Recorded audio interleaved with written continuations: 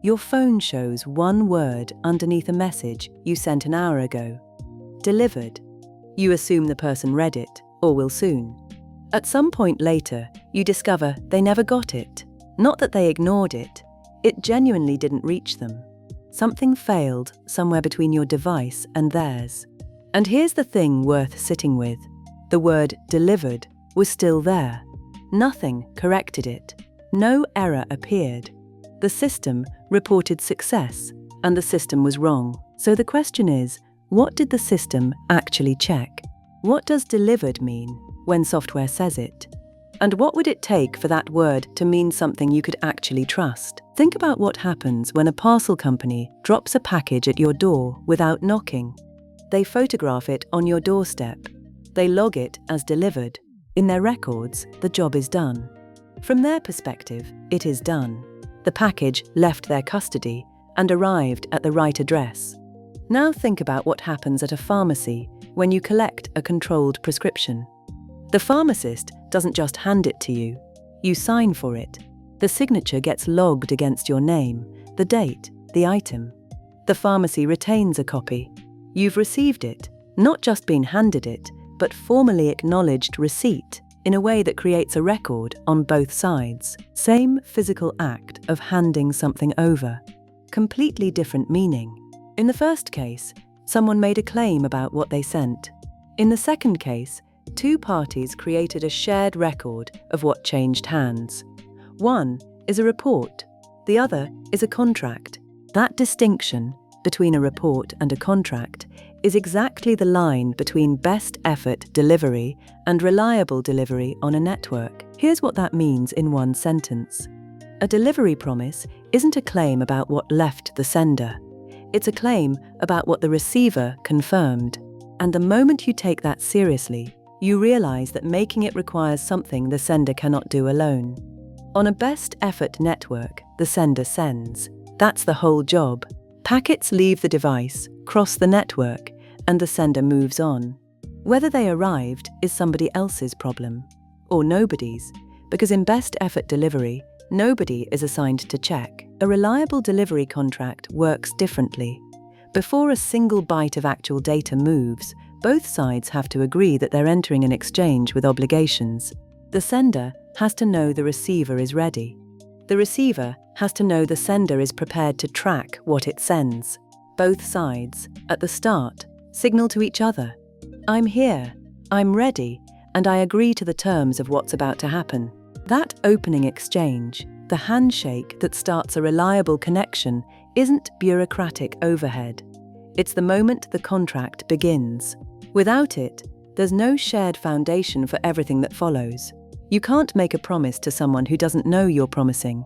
Once the contract is in place, both sides have to maintain it. The sender numbers every piece of data it sends, not because the receiver couldn't reassemble things otherwise, but because the numbers create a shared vocabulary for tracking what's outstanding.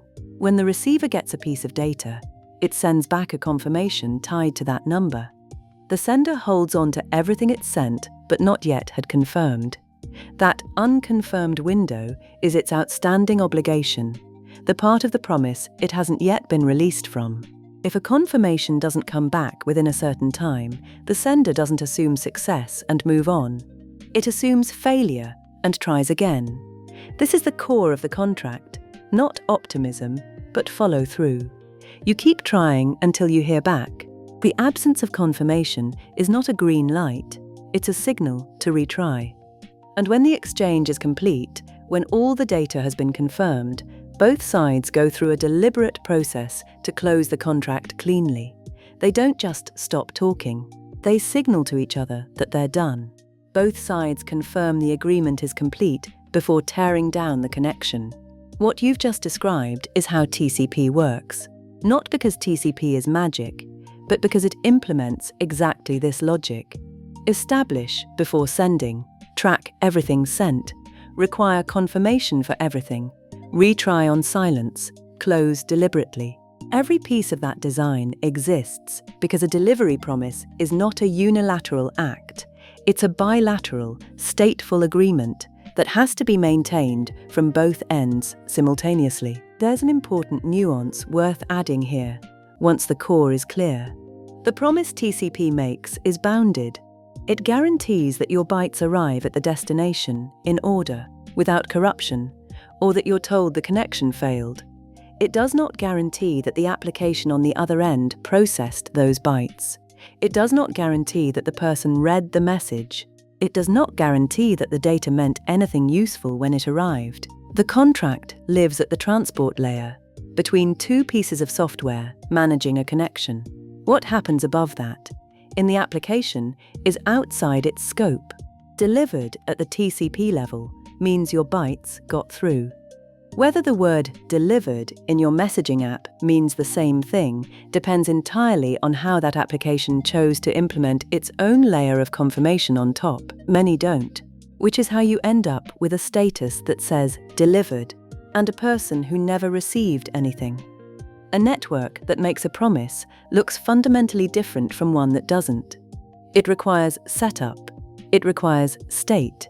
It requires both sides to be active participants, not just a sender and a passive route. The network itself still carries your packets without caring about any of this. But at the edges, in the software running on both devices, something more is happening. Two systems have entered an agreement, and neither of them is allowed to declare success until the other one confirms it. That's what turns a status into a guarantee, not the word on your screen, the contract underneath it.